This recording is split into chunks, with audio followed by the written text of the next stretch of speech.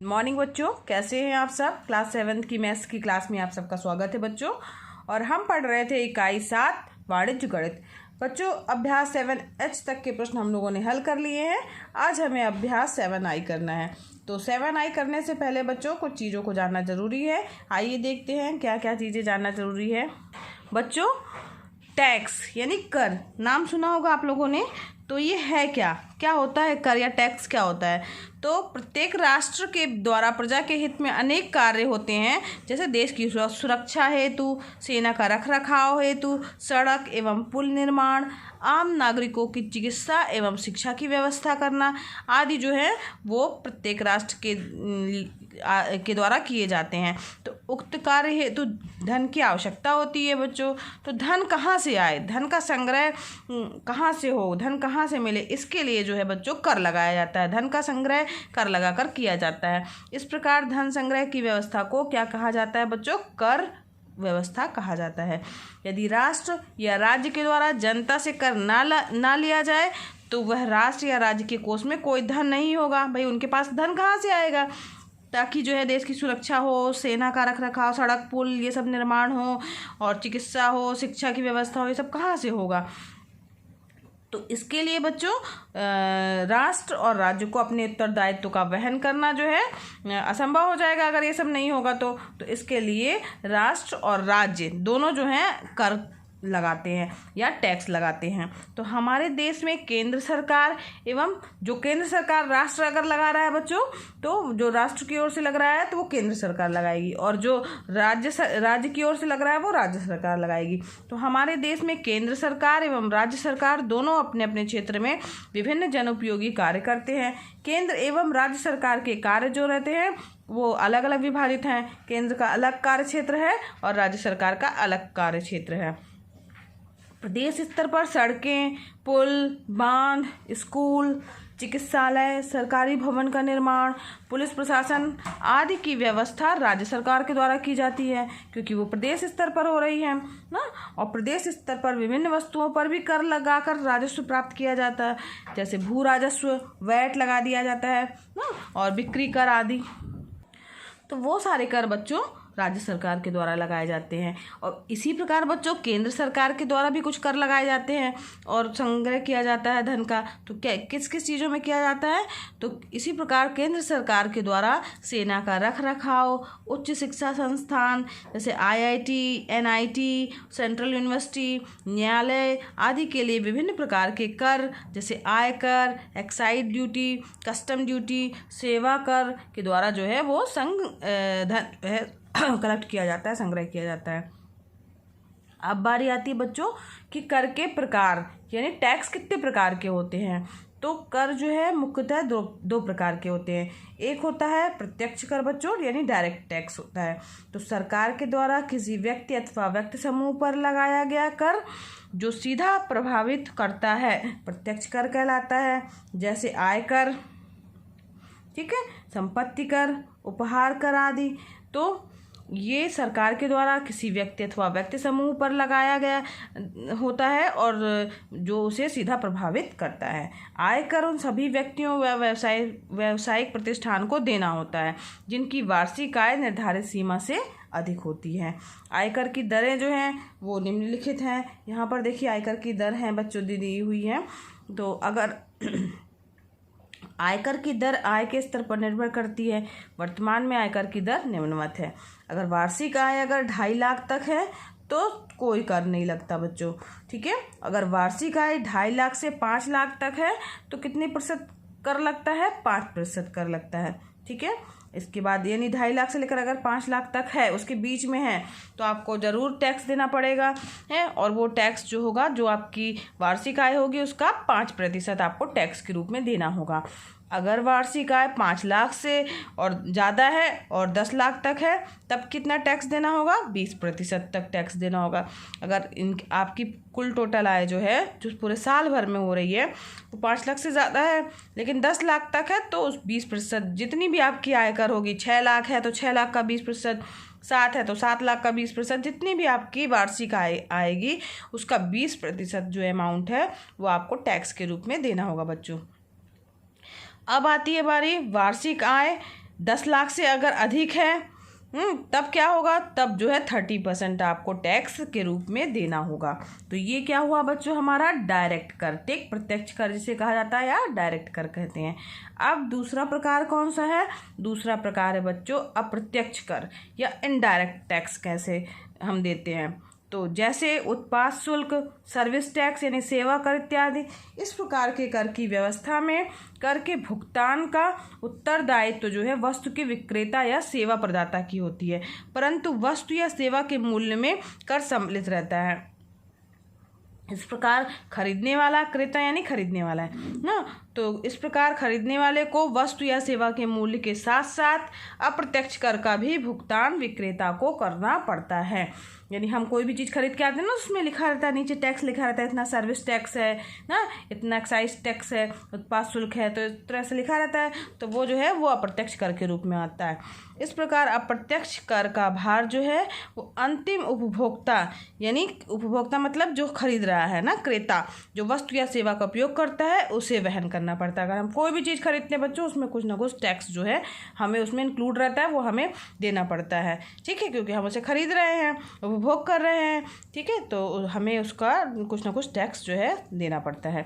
अप्रत्यक्ष कर वसूली की दृष्टि से सुगम है, परंतु इसका भुगतान गरीब और अमीर सभी को करना होता है। भाई जो भी खरीदेगा वो तो उसमें टैक्स जुड़ा हुआ है, तो उसे देना होगा, तो गरीब भी देगा उसको, अमीर भी देगा, जो भी व्यक्ति उस वस्तु को, ठीक है, खरीदेगा तो उसे टैक्स देना होगा। अप्रत्यक्ष कर का हिस्सा कुल कर यानी प्रत्यक्ष एवं प्रत्यक्ष अप्रत्यक्ष में काफ़ी अधिक होता है, ठीक, तो दोनों में जो है अप्रत्यक्ष कर का हिस्सा जो है वो जो जितना भी हमारा पूरा टैक्स निकल रहा है उसमें काफ़ी अधिक होता है। बच्चों आप लोगों ने एक नाम और सुना होगा, जीएसटी, है ना। जीएसटी क्या है, तो वस्तु एवं सेवा कर। वस्तु एवं सेवा कर मतलब जीएसटी इसी को बोला जाता है गुड्स सर्विस टैक्स, यानी वस्तु और एवं गुड्स सर्विस टैक्स, सेवा कर, सर्विस टैक्स। 1 जुलाई 2017 को पूर्ववर्ती अप्रत्यक्ष कर जैसे उत्पाद कर, एक्साइज ड्यूटी, सेवा कर यानी सर्विस टैक्स, जैसे होटल में खाना खाने में, बिजली का बिल आदि में, ये सब चीज़ें जो है हम लोगों को देनी पड़ती थी, तथा राज्यों के द्वारा लगाए गए बिक्री कर, सेल टैक्स को समाप्त करके केंद्र सरकार के द्वारा एक नए अप्रत्यक्ष कर जिसे GST, goods and service tax के नाम से जाना जाता है, लागू किया है। इसकी विभिन्न दर विभिन्न वस्तुओं पर अलग अलग होती है, तो जो भी चीज़ हम खरीदेंगे तो वो वस्तु देखा जाएगा कि वो किस में आती है, और उसके लिए अलग अलग वस्तुओं के लिए अलग अलग जो है वो जीएसटी निर्धारित किया गया है। तो जीएसटी जो है वो 5% में बांटा गया है, फिर 12%, फिर 18, कुछ वस्तुओं पर 18% लगेगा और कुछ चीज़ों पर 28% तक जो है जीएसटी लगेगा। इन दरों को केंद्र सरकार समय समय पर पुनरीक्षित करती रहती है, यानी इसको, ये दरें जो है ऐसा नहीं फिक्स हो गई हैं, इनको केंद्र सरकार जो है वो कुछ कुछ दिनों बाद जो है वो पुनरीक्षित करती है, मतलब चेंज होती रहती है, किसी पे बढ़ जाएगा टैक्स, किसी पे घट जाएगा, जैसा सरकार को समझ में आता होगा वैसे वो टैक्स को का परसेंटेज घटाती बढ़ाती रहती है, ठीक है। तो इस प्रकार बच्चों ये अभ्यास 7I में इसी से रिलेटेड प्रश्न हम पढ़ेंगे। तो आइए चलते हैं अभ्यास 7I की ओर। पहला प्रश्न है बच्चों कि वर्तमान में कर मुक्त आय की सीमा क्या है। तो कर मुक्त आय मतलब कितनी आय तक कोई भी टैक्स नहीं देना है। तो कितने तक देना नहीं है, अभी अभी हम लोगों ने पढ़ा बच्चों, तो वार्षिक आय अगर 2.5 लाख तक है तो हमें कोई सा भी टैक्स नहीं देना है। तो यहाँ पर वर्तमान में कर मुक्त आय की सीमा जो है 2.5 लाख रुपए तक है, आप लिख दीजिएगा, ठीक है, इसका आंसर लिखिएगा, 2.5 लाख रुपए तक कर मुक्त आय है। दूसरा प्रश्न है केशव की मासिक आय 20,000 रुपये है, बताइए केशव की वार्षिक आय कर योग्य है या नहीं। तो यहाँ पर देखो बच्चों ये लिखा हुआ है कि इसकी मासिक आय कितनी है, 20,000 है, यानी मासिक आय का मतलब एक महीने में वो 20,000 रुपये कमाता है। और पूछा गया है कि ये बताइए कि वार्षिक आय जो है जो उसकी कुल मिला के आएगी वो कर योग्य है या नहीं है। तो हम इसकी वार्षिक आय निकालेंगे बच्चों, जो देख लेते हैं, आइए कैसे करेंगे। यहाँ पर प्रश्न में दिया हुआ है मासिक आय केशव की, दिया है, पहले लिख लीजिए, दिया है केशव की मासिक आय बराबर 20,000 रुपये है, ठीक है। 20,000 है। अब हमें ज्ञात करना है वार्षिक आय, है ना। तो वार्षिक आय ज्ञात करने के लिए क्या करेंगे, 12 का गुणा कर देंगे, क्योंकि एक साल में कितने महीने होते हैं, चूँकि एक वर्ष बराबर होता है 12 महीने। ठीक, मासिक आय जो है कितनी है, इतनी है। तो एक वर्ष में आए, एक वर्ष में केशव की आय बराबर क्या हो जाएगा, 12 गुणे 20,000। समझ में आ रहा है बच्चों। अब 12 का गुणा करेंगे 20,000 में तो कितना आ जाएगा, 2,00,000, 12 दूनी 24, 24 और 1 2 3 4 0, यानी 2,40,000 रुपये। ठीक, तो इसमें केशव की आय कितनी आ गई, 2,40,000 रुपये। अब यहाँ पर पूछा है कि वार्षिक आय कर योग्य है या नहीं। तो चूंकि हमने पहले प्रश्न में पढ़ा कि कर मुक्त आय कितनी है, यानी कितनी आय तक कोई भी टैक्स नहीं लगेगा, 2.5 लाख तक। 2.5 लाख तक कोई भी टैक्स नहीं लगना है। इसकी आय कितनी आई है, 2,40,000। तो चूंकि 2,40,000 जो है वो 2.5 लाख से कम है कि ज़्यादा है बच्चों, बताइए। 2.5 लाख जो है वो 2,40,000 जो है वो 2.5 लाख से क्या है, कम है ना, 10,000 रुपये कम है। तो यहाँ कम है, तो यहाँ पे लिखेंगे अतः, चूंकि ये भी लिख सकते हैं, चूंकि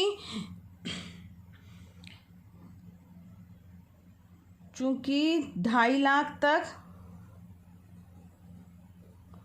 रुपये, 2.5 लाख तक कोई कर दे नहीं है, अतः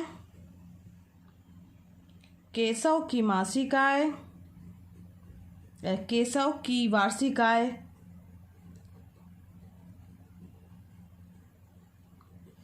कर योग्य नहीं है, नहीं है। ये इसका आंसर हो गया ना। 2.5 लाख तक देना है उसको, 2.5 लाख से ज़्यादा तो देना है, उसकी तो 2,40,000 ही आ रही है, तो उसे कर नहीं देना होगा। ठीक है, आगे बढ़ते हैं क्वेश्चन नंबर 3 की ओर। तीसरा प्रश्न है बच्चों, श्याम के पिता की वार्षिक आय 3,60,000 रुपये है। यदि 2.5 लाख रुपए तक की आय कर मुक्त है तो 5% की दर से उसे कितना आयकर या इनकम टैक्स देना होगा।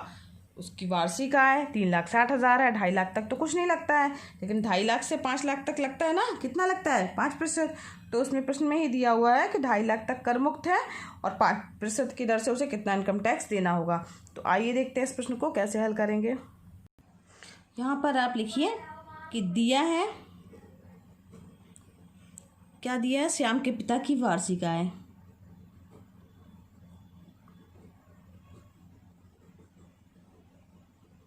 वार्षिक आय कितनी दी हुई है, वार्षिक आय 3,60,000 रुपये, 60,000 रुपये। ठीक है, 3,60,000 रुपये दिया हुआ है कि श्याम के पिता की वार्षिक आय इतनी है। अब इसके बाद जो है 2.5 लाख तक की आय का कर मुक्त है, यहाँ पे लिख दीजिए, चूँकि 2,50,000 यानी 2.5 लाख बोलेंगे उसको, 2.5 लाख तक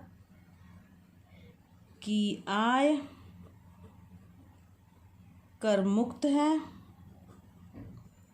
अतः शेष आय बराबर हो जाएगा 3,60,000 जो उसकी वार्षिक आय है, उसमें से हम क्या करेंगे, 2.5 लाख रुपए घटा देंगे। समझ में आ रहा ना बच्चों। ठीक, अब इसमें घटा दिया हमने, कितना बचा, 1,10,000 रुपये। अब इतनी इनकम उसकी ज़्यादा हो रही है, 2.5 लाख से ज़्यादा इतनी रुपए उसकी ज़्यादा इनकम हो रही है वार्षिक रूप से। अब इसका 5% जो है वो टैक्स के रूप में देना है, तो अतः 1,10,000 रुपये का 5% आयकर कितना होगा, तो इसका 5% निकाल लीजिए। तो 5% कैसे निकालेंगे, जो अमाउंट दिया हुआ है 1,10,000 और 5% का चिन्ह बन गया। अब प्रतिशत का चिन्ह हटेगा तो क्या हो जाएगा, बटे में 100 हो जाता है, 1,10,000 गुणे 5/100। ठीक है, समझ में आया। प्रतिशत का चिन्ह हटता बच्चों तो 1/100 का मल्टीप्लाई हो जाता है या बटे में 100 आ जाता है, 2 जीरोस के कट जाएंगे, तो कितना आ गया, बराबर 5,500 रुपये। ये उसे टोटल टैक्स देना होगा ना। तो आप उत्तर अलग से लिख दीजिएगा। अतः श्याम के पिता को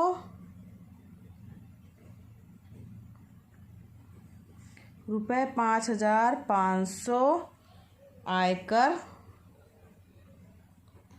देना होगा। ठीक है, समझ में आ गया बच्चों किस तरीके से निकाला गया है।